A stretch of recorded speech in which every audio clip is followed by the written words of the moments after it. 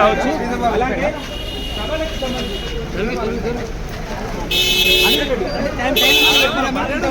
Time ఉండదు, enquiry ఉంటుంది.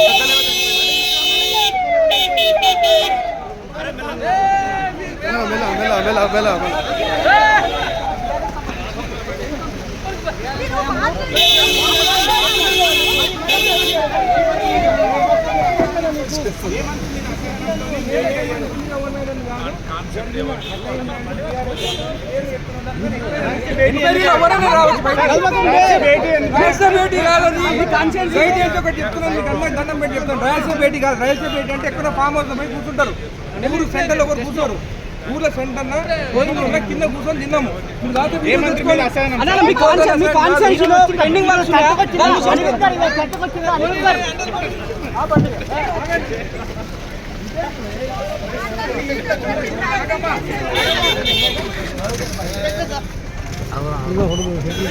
చర్చకు వచ్చింది ఏమన్నారు సార్? ఏం కంప్లైంట్ చేశారు?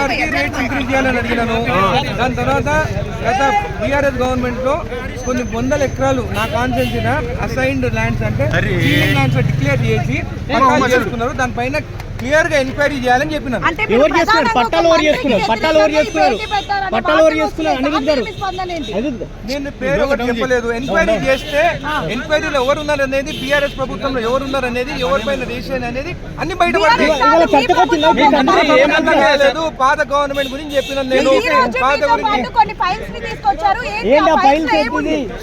నా కాన్స్టిట్యూన్సీ ఇష్యూస్ ఉన్నాయి.